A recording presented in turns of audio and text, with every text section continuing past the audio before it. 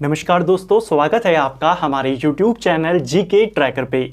देखिए फ्रेंड्स, आज के वीडियो में हम बात करेंगे जो हमारी एक सीरीज है परीक्षा वाणी 2024 संक्षिप्त अवलोकन सीरीज, जिसमें हम परीक्षा वाणी के पहले चैप्टर को प्रश्नों के रूप में यहाँ पर कवर कर रहे हैं।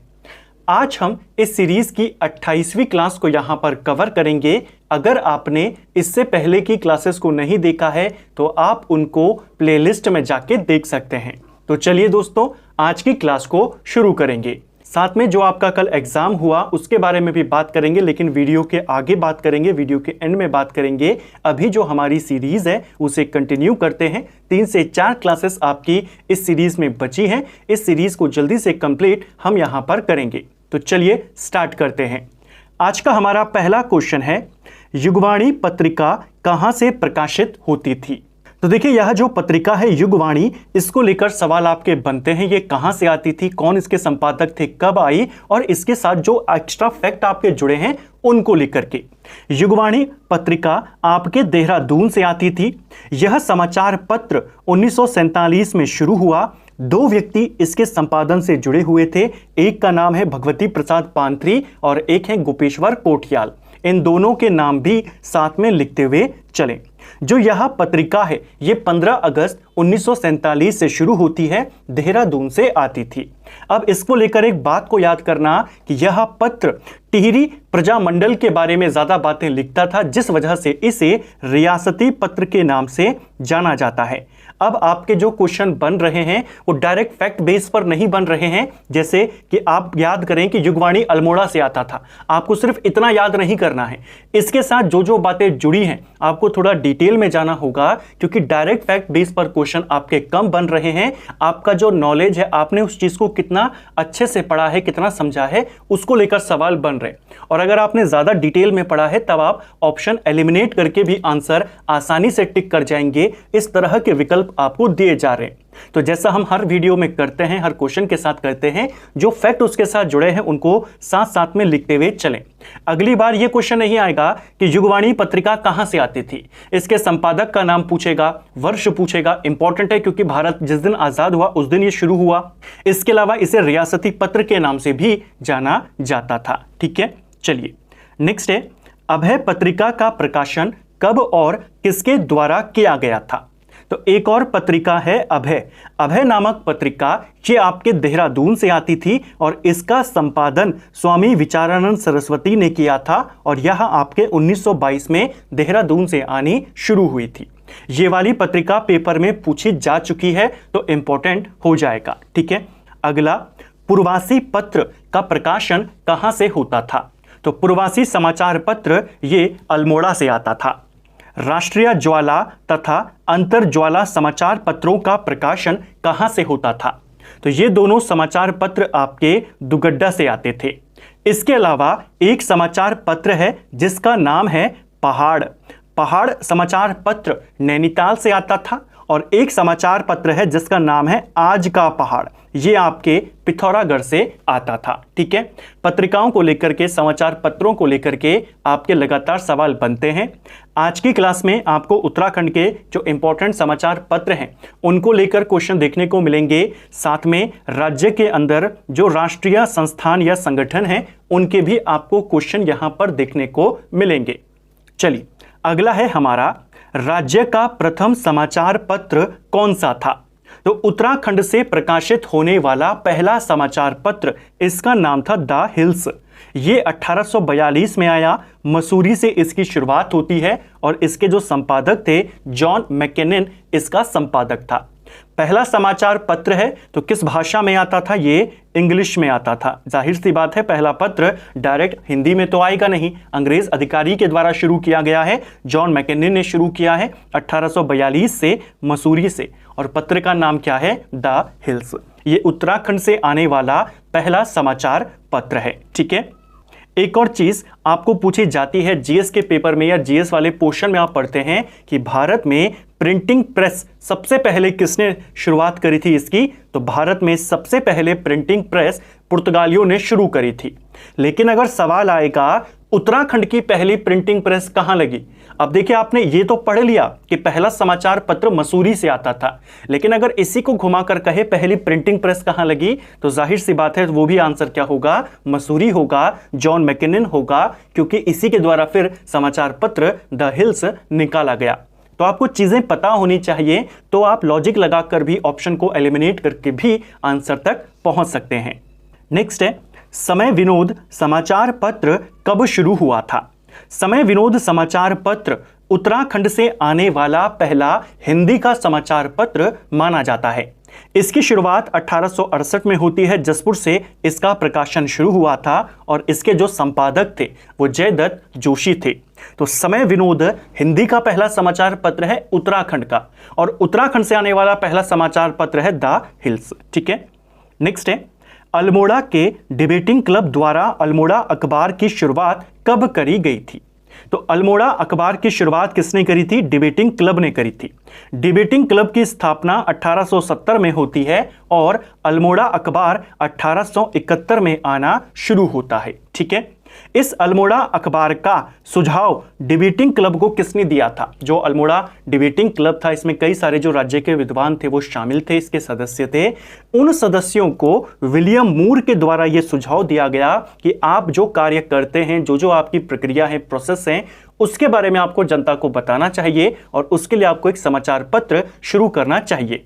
तो डिबेटिंग क्लब को अल्मोड़ा अखबार शुरू करने का जो सुझाव था वो विलियम मूर ने दिया था। ठीक है, इसको शुरू करने में जो इसके पहले संपादक थे उनका महत्वपूर्ण योगदान था, उनका नाम था बुद्धि बल्लभ पंत। अल्मोड़ा अखबार काफी इंपॉर्टेंट अखबार है। तो कब आया, कहां से आया, इसका सुझाव किसका था, पहले संपादक कौन है, और जो ये डिबेटिंग क्लब है इसका संरक्षक कौन बनाया गया था? डिबेटिंग क्लब के संरक्षक भीम सिंह को बनाया गया था।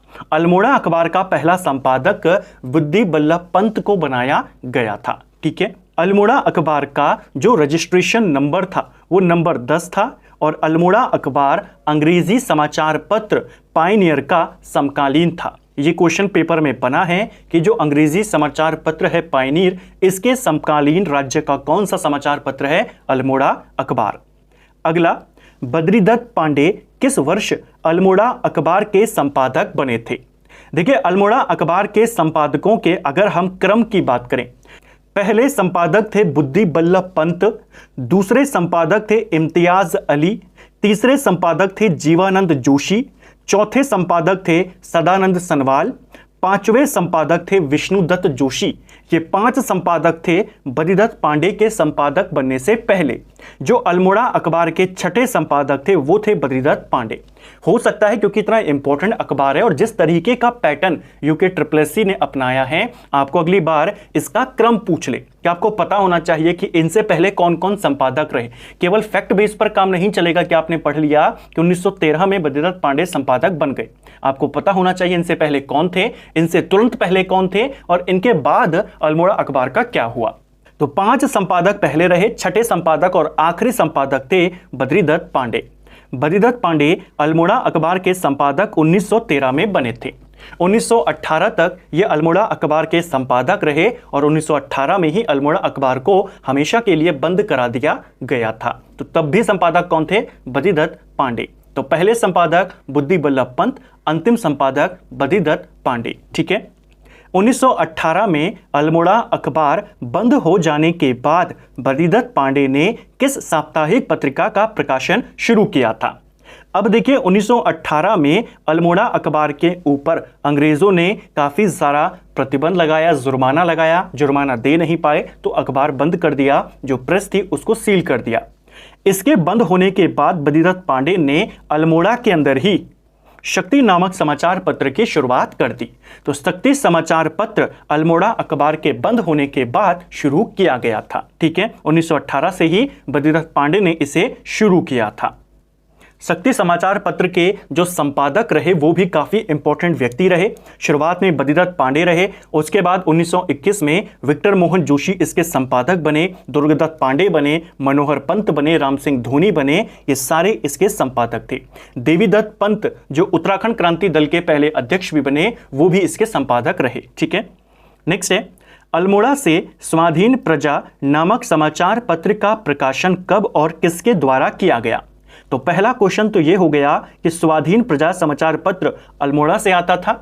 इसकी शुरुआत 1930 में हुई और इसे विक्टर मोहन जोशी के द्वारा शुरू किया गया था। समता का प्रकाशन कब शुरू हुआ था? तो समता नामक समाचार पत्र इसे 1934 में अल्मोड़ा से शुरू किया गया था। जो समता समाचार पत्र था, इसके जो संपादक थे वो हरि प्रसाद टमटा थे और राज्य के अंदर जो पहली दलित महिला पत्रकार मानी जाती हैं लक्ष्मी देवी टमटा, वो भी इसके संपादक रही। ठीक है, तो ये भी आपको पता होना चाहिए। समता समाचार पत्र पेपर में आया है तो 1934 में अल्मोड़ा से हरि प्रसाद टमटा ने इसे शुरू किया था। 1939 में अल्मोड़ा से शोभन सिंह जीना द्वारा कौन सा पत्र शुरू किया गया था? तो 1939 में अल्मोड़ा से शोभन सिंह जीना ने पताका समाचार पत्र शुरू किया। पताका समाचार पत्र कहां से आता था? अल्मोड़ा से आता था 1939 से। गढ़वाल समाचार का प्रकाशन किसके नेतृत्व में शुरू हुआ था? तो उत्तराखंड का एक और इंपॉर्टेंट समाचार पत्र है। देखिए, उत्तराखंड में जो पहला हिंदी का समाचार पत्र था वो समय विनोद था, जसपुर से आता था, यानी कुमाऊं से आया था। गढ़वाल के अंदर हिंदी में आने वाला पहला समाचार पत्र गढ़वाल समाचार था। ठीक है, इसकी शुरुआत 1902 में होती है। शुरुआत में ये समाचार पत्र आपके लैंसीडॉन से आता था। 1904 में इसको बंद कर दिया गया। 1913 में ये दोबारा शुरू हुआ था और जब दोबारा शुरू हुआ तो ये आपके दुगड्डा से आता था। तो ये कुछ इंपॉर्टेंट बात गढ़वाल समाचार को लेकर के। 1902 में शुरू हुआ लैंसीडॉन से, बाद में 1913 में दोबारा आया तो वो आया दुगड्डा से। दोनों ही बार इसके जो संपादक थे वो गिरिजादत्त नैथानी थे। इनका नाम भी याद करेंगे। और ये क्यों इंपॉर्टेंट है? गढ़वाल से प्रकाशित होने वाला हिंदी का पहला समाचार पत्र था। ठीक है, नेक्स्ट है गढ़वाल यूनियन का गठन कब किया गया था? गढ़वाल यूनियन ये आपके 1901 में बनी थी। ये आपका तारादत्त गेरोला इसमें इंपॉर्टेंट योगदान करते हैं इसको बनाने में। तो गढ़वाल यूनियन कब बनी? 1901। महत्वपूर्ण योगदान किसका रहा? तारादत्त गेरोला का रहा।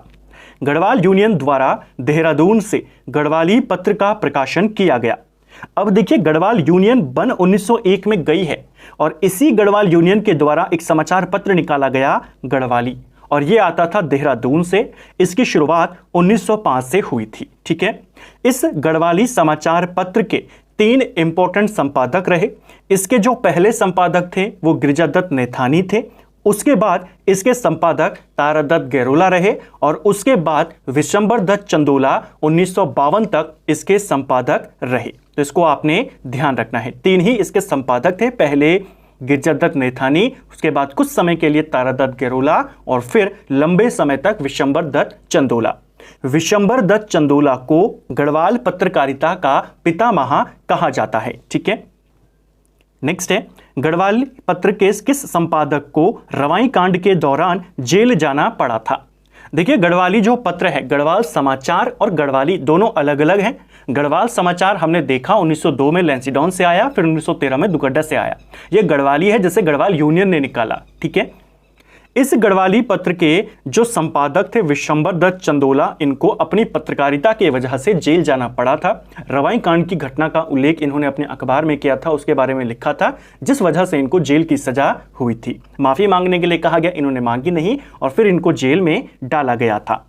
विशंबर दत्त चंदोला, जैसे मैंने आपको कहा, इन्हें उत्तराखंड में गढ़वाल के अंदर पत्रकारिता का पितामह कहा जाता है। 1916 में ये गढ़वाली के संपादक बने, 1952 तक रहे। ठीक है, गढ़वाल में पत्रकारिता का जनक किसको कहेंगे?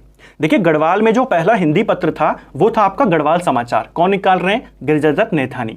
तो गढ़वाल में पत्रकारिता का जनक गिरिजादत्त नैथानी और गढ़वाल में पत्रकारिता का पितामह तब आप कहेंगे विशंबर दत्त चंदोला। ठीक है, गढ़वाली भाषा का पहला पत्र कौन सा था?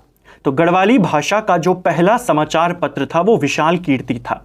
विशाल कीर्ति समाचार पत्र 1913 से आना शुरू हुआ, 1917 तक आया और यह समाचार पत्र सदानंद कुकरेती के द्वारा निकाला गया था। गढ़वाली में आने वाला यह पहला समाचार पत्र था, पौड़ी से ये आता था। ठीक है, नेक्स्ट है राज्य में पहला दैनिक पत्र कौन सा था? इससे पहले जो राज्य के अंदर समाचार पत्र शुरू हुए, कोई साप्ताहिक होता था, कोई पाक्षिक होता था, कोई मासिक होता था, लेकिन पहला दैनिक समाचार पत्र उत्तराखंड का ये था पर्वतीय। इसको याद करेंगे, पेपर में आया है। पर्वतीय समाचार पत्र उत्तराखंड का पहला दैनिक समाचार पत्र था। विष्णुदत्त उनियाल ने इसका प्रकाशन किया। 1954 से ये शुरू हुआ। ठीक है, नेक्स्ट है जीबी पंत हिमालय पर्यावरण एवं विकास संस्थान कहाँ स्थित है। अब हम कुछ इंपॉर्टेंट केंद्रीय जो संस्थान है, संगठन है, उनके बारे में बात करेंगे। तो देखिए, जो आपका जीबी पंत हिमालय पर्यावरण एवं विकास संस्थान है, यह आपके अल्मोड़ा में है, कटारमल में स्थित है। एग्जैक्ट लोकेशन भी आपको पता होना चाहिए, कई बार वो जिले का नाम नहीं देता, एग्जैक्ट लोकेशन का नाम देता है। अल्मोड़ा में है, कटारमल में है, 1988 में इसे बनाया गया था। सेंट्रल हिमालयन एनवायरमेंट एसोसिएशन का मुख्यालय कहाँ स्थित है। तो सेंट्रल हिमालयन एनवायरमेंट एसोसिएशन, इसका हेडक्वार्टर नैनीताल में स्थित है। आपदा न्यूनीकरण एवं प्रबंधन केंद्र ये कहाँ है। तो राज्य में आपदा न्यूनीकरण एवं प्रबंधन केंद्र यह आपके देहरादून राजधानी में स्थित है। राष्ट्रीय पादप एवं जैविकी अनुसंधान ब्यूरो ये कहाँ है। तो एक और इंपॉर्टेंट है, नेशनल लेवल का संगठन है, अनुसंधान केंद्र है, राष्ट्रीय पादप एवं जैविकी अनुसंधान ब्यूरो, ये आपके नैनीताल के निगलाट में स्थित है। राष्ट्रीय शीत जल मत्स्य अनुसंधान संस्थान ये कहाँ पर है। तो ये आपके नैनीताल के भीमताल में स्थित है। उच्च स्थलीय पौध शोध संस्थान ये आपके 1977 में बना, कहाँ स्थित है। तो राज्य में उच्च स्थलीय पौध शोध संस्थान पेपर में पूछी गई संस्थान है, श्रीनगर पौड़ी गढ़वाल में पड़ता है। जड़ी बूटी शोध एवं विकास केंद्र ये कहाँ है। तो राज्य में जड़ी बूटी शोध एवं विकास केंद्र गोपेश्वर में है, 1989 में बना था। औषधीय एवं सुगंधित पौध संस्थान जिसे शॉर्ट में सीमैप लिखा जाता है, ये कहाँ है। दो जगहों पर स्थापित है, पंतनगर में और बैजनाथ में, यानी उधम सिंह नगर और बागेश्वर में है। उधम सिंह नगर में 79 में बना, बागेश्वर में 95 में बना। भारतीय पशु चिकित्सा एवं अनुसंधान संस्थान कहाँ स्थित है। ये वाला क्वेश्चन भी पेपर में आया है, इसको लेकर के जो फैक्ट हैं वो भी पूछे गए हैं। भारतीय पशु चिकित्सा एवं अनुसंधान संस्थान ये आपके नैनीताल के मुक्तेश्वर में है। 1893 में इसे स्थापित किया गया था। इसकी स्थापना 1893 में होती है और जब इसकी स्थापना हुई, इसका नाम इंपीरियल बैक्टीरियोलॉजिकल लेबोरेटरी के नाम से इसे स्थापित किया गया। 1925 में इसका नाम बदला गया imperial institute of veterinary research और आज़ादी के बाद इसे ये वर्तमान नाम दे दिया गया। इसकी स्थापना जैसे हमने कहा 1893 में हुई। इसकी स्थापना में जो इंपॉर्टेंट योगदान था वो डॉक्टर एल्फ्रेड लिंगार्ड का था। तो इसके संस्थापक कौन माने जाते हैं। लिंगार्ड माने जाते हैं। लिंगार्ड एक प्रसिद्ध वैज्ञानिक हैं। घोड़ों और पशुओं में एक रोग उस समय काफी प्रचलित था, सर्रा रोग, उसके ऊपर शोध कार्य किसने किया था। इसी लिंगार्ड ने किया था। इसी संस्था से जुड़े एक और वैज्ञानिक हैं डॉक्टर एडवर्ड, जिन्होंने रिंडरपेस्ट नामक रोग के टीके की खोज करी थी। एक क्वेश्चन भी पेपर में बना है कि घोड़ों में और पशुओं में जो सर्रा रोग होता था उस पर शोध कार्य किसने किया। लिंगार्ड ने। रिंडरपेस्ट नामक रोग के टीके की खोज किसने करी। एडवर्ड ने। इसे भारत में पशु चिकित्सा विज्ञान का मक्का कहा जाता है। जो भारतीय पशु चिकित्सा संस्थान है, इसे भारत के अंदर पशु चिकित्सा विज्ञान का मक्का कहते हैं, हब कहते हैं। ठीक है। वैक्सीन रिसर्च इंस्टीट्यूट कहाँ स्थित है। तो ये आपके नैनीताल के पटवा डांगर में स्थित है। Indian Institute of Ayurvedic for drug research ये कहाँ है। तो Indian Institute of Ayurvedic for drug research Tarikhet Almora में पड़ता है। सेंट्रल बिल्डिंग रिसर्च इंस्टीट्यूट ये कहाँ है। तो सेंट्रल बिल्डिंग रिसर्च इंस्टीट्यूट, जिसे हिंदी में केंद्रीय भवन अनुसंधान संस्थान कहते हैं, पेपर में पूछा गया है, रुड़की में है। 1947 में ये बना था। 1947 में इसे एक इकाई के रूप में, एक यूनिट के रूप में स्थापित किया गया। संस्थान का दर्जा इसे 1953 में दिया गया था। सिंचाई अनुसंधान संस्थान वो भी आपके रुड़की में है। ठीक है। स्ट्रक्चरल इंजीनियरिंग रिसर्च इंस्टीट्यूट ये कहाँ है। तो ये भी आपके रुड़की में है। रुड़की के ये तीन संस्थान आपको पता होने चाहिए। एक केंद्रीय भवन अनुसंधान संस्थान, दूसरा सिंचाई अनुसंधान संस्थान और तीसरा स्ट्रक्चरल इंजीनियरिंग रिसर्च इंस्टीट्यूट। भारतीय वन सर्वेक्षण विभाग कहाँ स्थित है? तो भारतीय वन सर्वेक्षण विभाग, forest survey of India, FSI की हम बात करें, ये आपके देहरादून में स्थित है। ठीक है, इसकी स्थापना 1981 में हुई थी। अब जो भारतीय वन सर्वेक्षण विभाग है, बहुत ही इंपॉर्टेंट विभाग है, जो आप देखते हैं हर 2 साल में फॉरेस्ट रिपोर्ट आती है पूरी इंडिया की, वो इसी संस्था के द्वारा जारी करी जाती है। यह संस्था 1981 में देहरादून में बनी। 1987 से हर 2 साल में ये वन रिपोर्ट जारी करती है। ठीक है, नेक्स्ट है भारतीय पुरातत्व सर्वेक्षण विभाग कहाँ स्थित है? तो भारतीय पुरातत्व सर्वेक्षण विभाग देहरादून में स्थित है। सर्वे ऑफ इंडिया, फिर से वही क्वेश्चन, भारतीय सर्वेक्षण विभाग ये आपके देहरादून में, लाया कब गया? ऊपर था कहाँ है? देहरादून में। लाया कब गया? तब आप कहेंगे 1942 में। लाया गया है तो कहाँ से लाया गया? इसे लाया गया था बंगाल से, कोलकाता में इसे स्थापित किया गया था। कोलकाता में कब किया गया? कोलकाता में इसे 1767 में स्थापित किया गया और 1942 में इसे भारत यहाँ पर देहरादून में लाया गया। ठीक है, इंस्टीट्यूट ऑफ ड्रिलिंग टेक्नोलॉजी कहाँ है? तो इंस्टीट्यूट ऑफ ड्रिलिंग टेक्नोलॉजी ये आपके देहरादून में स्थित है। देहरादून में oil and natural gas corporation यानी ONGC की बात कर रहा है, इसकी स्थापना कब हुई? तो पहला क्वेश्चन तो यही है, ONGC राज्य में कहाँ है? देहरादून में। 1956 में स्थापित किया गया था।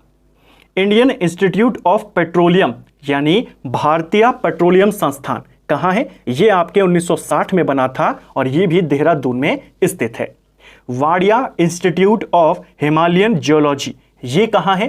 तो वाडिया इंस्टीट्यूट, शॉर्ट में इसे लिखा जाता है, भूविज्ञान से इसका संबंध है, पेपर में पूछा गया था। ये आपके देहरादून में है, लेकिन हमेशा से देहरादून में नहीं था। देहरादून में इसे 1976 में लाया गया था। देहरादून से पहले वाडिया इंस्टीट्यूट आपके दिल्ली में था। दिल्ली में इसे 1968 में स्थापित किया गया था। तो वाडिया इंस्टीट्यूट 68 दिल्ली में बना और 76 में से देहरादून लाया गया। नेक्स्ट है राष्ट्रीय दृष्टिबाधित संस्थान, ये कहाँ है? देहरादून में है, 1943 में बना था।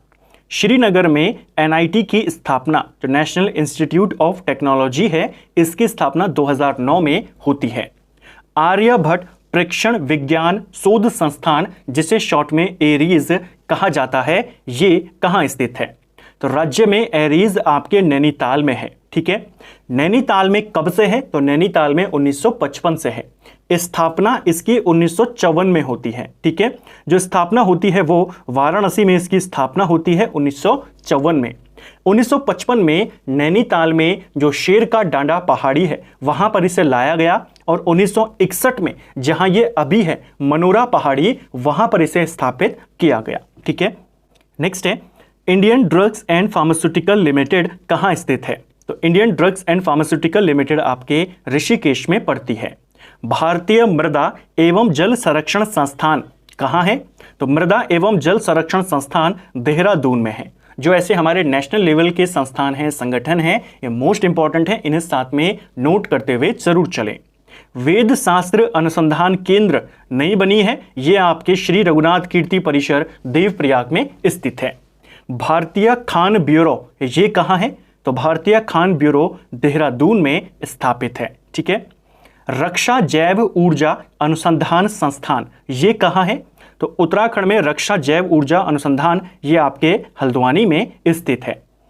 Indian Institute of remote sensing यानी IIRS हिंदी में जिसे भारतीय सुदूर संवेदी संस्थान कहते हैं, पेपर में आया है। इसकी स्थापना देहरादून में कब हुई?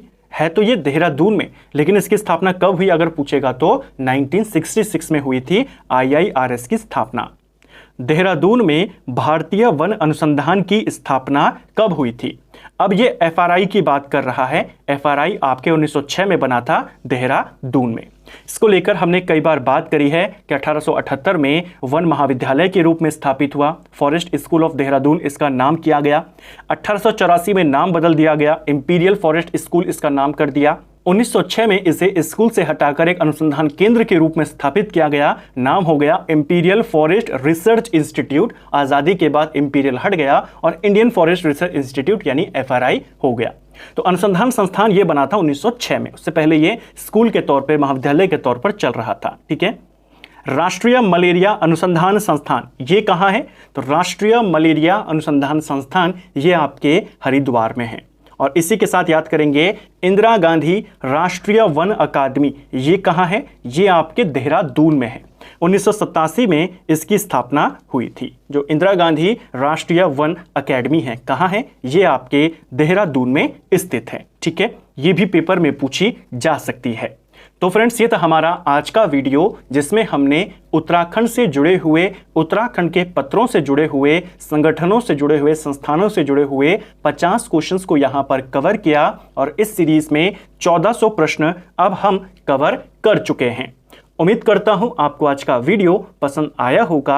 अगर आपको ये वीडियो पसंद आई है तो वीडियो को लाइक करें, चैनल पर नए हैं तो सब्सक्राइब करें, अपने दोस्तों के साथ शेयर करें। वीडियो आपको कैसा लगा कमेंट बॉक्स में हमें ज़रूर बताएं। साथ में अगर हम बात करते हैं जो पेपर आपका कल हुआ था, आबकारी का पेपर, उसके बारे में यहाँ पर कुछ बात करते हैं। देखिए, UKSSC ने ही पेपर करवाया था। जैसा उसने वीडियो का पेपर करवाया, जैसा उसका पैटर्न है, पुराने पैटर्न से अब पूरा चेंज कर दिया है। अब आपको अच्छे से समझ में आ गया है कि अब आपके पास 10 नंबर की रीजनिंग आएगी हिंदी में। जो आपके पास 20 नंबर की प्रॉपर हिंदी आती थी, उसमें आपके अब कुछ क्वेश्चन जो लोकल लैंग्वेज है, गढ़वाली, कुमाऊनी, उनको लेकर के आपके पास हर एग्जाम में आने हैं। 40 नंबर का पूरा उत्तराखंड आना है, जिसमें करंट अफेयर के कुछ क्वेश्चंस होंगे। GS 30 नंबर की आएगी, जिसमें पॉलिटी का आपका ज्यादा पोर्शन होगा। तो नया पैटर्न अब आपका ये है। चीज़ों को अगर आप देखेंगे तो क्वेश्चन उतने हार्ड नहीं थे, आसान भी नहीं थे, मीडियम टाइप के क्वेश्चंस थे। लेकिन ज़्यादातर क्वेश्चन, मैक्सिमम क्वेश्चन ऐसे थे जो आपने अगर चीज़ों को समझ के पढ़ा, अगर आपने केवल चीज़ों को रटा है, रिवीजन नहीं किया है, तो आपके लिए बहुत मुश्किल होगा। चीज़ों को अगर आपने सही से समझा है, एक्स्ट्रा फैक्ट के साथ आप चीज़ों को एक चीज़ के साथ सारी चीज़ को कवर करते हुए अगर आप चले हैं, तो आप लॉजिक लगाकर भी, ऑप्शंस को एलिमिनेट करके भी आसानी से आंसर तक पहुंच जाते। चीज़ें जो क्वेश्चंस थी आपकी, जो बेसिक है, ज़्यादातर क्वेश्चन वही थे। परीक्षा वाणी से आपके काफ़ी क्वेश्चन बने। करंट अफेयर जो उत्तराखंड का था, अब ये बात एकदम स्थापित है कि जो UKSSC है, करंट अफेयर आपसे 1 से 2 साल पुराना ही पूछता है। विंसर ईयर बुक से सवाल आपके बने थे, लेकिन वो बने थे 2023 का विंसर, जिसमें 2022 और 21 का करंट अफेयर था। वो वाला करंट अफेयर आपसे पूछा गया था। तो ऐसे करंट अफेयर आपके बने हैं। इंडेक्स को लेकर के, योजनाओं को लेकर के, या पर्यावरण को लेकर के कोई सवाल है तो उसको लेकर के। कुछ फ्रेंड्स के कमेंट थे कि नए पैटर्न के अनुसार कैसे तैयारी की जाए। तो देखिए, तैयारी आपको वैसे ही करनी है जैसे आप करते आए हैं। चीज़ें आपको, चीज़ों को समझकर चलना है, रटना नहीं है, हवा में चीज़ों को नहीं पढ़ना है। अगर आप किसी भी चीज़ के बारे में पढ़ रहे हैं, कहीं से भी पढ़ रहे हैं, तो उसके बारे में पूरी डिटेल रखिए। चाहे आप कोई भी इंडेक्स देख रहे हैं, अभी तक जब हम कोई भी इंडेक्स के बारे में बात करते हैं, कोई सूचकांक देखते हैं, तो उसमें रैंक देख लेते हैं कि उत्तराखंड कौन से रैंक पर है, भारत कौन से रैंक पर है। अब आपको देखना है कि वो सूचकांक कहाँ से आया, किन पैरामीटर पर आता है, कौन जारी करता है, क्या क्या चीज़ें वो नापता है, उससे हमें क्या पता चलता है। ये सारी चीज़ें, क्योंकि अब आपके जो पेपर बन रहे हैं वो इसी तरह के बन रहे हैं कि वो केवल आपको फैक्ट पे नहीं जाएगा कि रैंक कितनी थी वो बताओ। वो आपको पूछेगा कैसे निकाला गया, क्या आधार थे, किन किन चीज़ों को ध्यान में रखा गया, इस तरीके से। ऐसा ही एग्जाम का पैटर्न लगभग दूसरे स्टेट्स में भी आपको देखने को मिलेगा, जहां पर वो अब थोड़ा सा ज़्यादा डिटेल में करंट अफेयर की अगर हम खासकर बात करें, वहां पर जाने लगा है। तो चीज़ों को समझकर करें। और सबसे मेन चीज़ है कि आप जैसे भी पढ़ें, जहां से भी पढ़ें, सबसे मेन चीज़ है रिवीजन। कई सारे फ्रेंड्स ऐसे थे जिन्होंने वो सारे क्वेश्चंस, काफ़ी क्वेश्चंस अपनी ही नोटबुक में लिखे हुए थे, लेकिन उनका रिवीजन सही से नहीं किया, टाइम पर नहीं किया, और एग्जाम में उन क्वेश्चंस को या तो गलत कराए या तो उनको छोड़ आए। तो रिवीजन सबसे ज़्यादा मेन है। चाहे आप कैसे भी स्टडी करें, आप चाहे MCQ लगाते हुए चलें, आप थ्योरी पढ़ते हुए चलें, सबसे मेन चीज़ है रिवीजन को ज़रूर करते हुए चलें। क्योंकि रिवीजन जब आप करेंगे तो आपके कॉन्सेप्ट क्लियर होंगे, कॉन्सेप्ट क्लियर होंगे तो आप ऑप्शंस को समझकर उनको एलिमिनेट करके भी आंसर तक पहुंच जाएंगे। कई सारे क्वेश्चन ऐसे थे, अगर आपको केवल 1 या 2 के बारे में भी जानकारी है, आप आसानी से उस पर टिक कर जाएंगे। चीज़ों का रिवीजन ज़रूर करें। साथ में काफ़ी फ्रेंड्स कह रहे थे कि जो परीक्षा वाणी है उसको एक बार और ज़्यादा डिटेल में यहाँ पर कवर करें। तो जैसे मैंने आपको पहले भी कहा था, ये हमारी संक्षिप्त अवलोकन वाली सीरीज़ है। परीक्षा वाणी क्या जो पहला चैप्टर है उसकी एक रिवीजन सीरीज़ है। 3 से 4 क्लासेस इसकी अब बची हुई हैं, बहुत जल्दी इसको कंप्लीट करेंगे और फिर परीक्षा वाणी का एक डिटेल चैप्टर वाइज सीरीज यहाँ पे शुरू करेंगे, जिसमें आपको अलग अलग बुक्स के जो नोट्स हैं जो साथ में एक जगह पर देखने को मिलेंगे अपडेटेड डेटा के साथ। इससे पहले भी हमने परीक्षा वाणी को चैप्टर वाइज कवर किया था, लेकिन वो 2020-21 में किया था। तब से और अब में बहुत सारी चीज़ें बदल गई हैं। अब और ज़्यादा इनको डिटेल में देखेंगे। परीक्षा वाणी आपकी बेसिक बुक है, इसको आपको अच्छे से कवर करना और न सिर्फ कवर करना है, बार बार इसका रिवीजन भी करना है। तो कोशिश करेंगे बहुत जल्द परीक्षा वाणी की चैप्टर वाइज रिवीजन सीरीज यहाँ पर शुरू करें, बिल्कुल डिटेल के साथ में शॉर्ट नोट्स बिल्कुल उसमें आपको देखने को मिलेंगे। एक और चीज़, हिंदी पर भी अब थोड़ा सा फोकस करने की कोशिश करेंगे। अभी तक हमारा जो मेन फोकस था वो जीएस और उत्तराखंड पे था। जीएस हमारी लगभग जो मेन चीज़ें हैं उनको हम कर चुके हैं डिटेल में। उसके लिए प्रैक्टिस सीरीज चलाएंगे, टॉपिक वाइज चलाएंगे, मिक्स में चलाएंगे और हिंदी के लिए एक अलग से सीरीज यहां पर शुरू करेंगे, ताकि हिंदी का जो पोर्शन है वो और ज्यादा मजबूत हो सके। चाहे वो हिंदी व्याकरण की बात हो, हिंदी साहित्य की बात हो, हिंदी के जो रूल्स हैं उनकी बात हो, प्रीवियस ईयर के क्वेश्चंस हो, और हिंदी के साथ साथ उत्तराखंड के जुड़े हुए जो उत्तराखंड के साहित्य से, उत्तराखंड की भाषा से जुड़े क्वेश्चंस हैं उनको भी उसी सीरीज में कवर करते हुए चलेंगे, ताकि आपका हिंदी प्लस उत्तराखंड की हिंदी साथ में कवर होते हुए चले। तो नई नई चीज़ों को अब आपको ऐड करना है। आपको उत्तराखंड की जो संस्कृति है, उत्तराखंड की जो भाषा है, उसको लेकर के कुछ सवालों को देखना है, शब्दों पर अपनी समझ को बनाना है। दूसरा, हिंदी पर थोड़ा ज़्यादा फोकस अब यहाँ पर करने का प्रयास करेंगे। तीसरा, जो भी चीज़ पढ़ें, चाहे जीएस पढ़ें, उत्तराखंड पढ़ें, रीजनिंग करें, लेकिन रिवीजन आपको 100% करना होगा, लगातार करना होगा।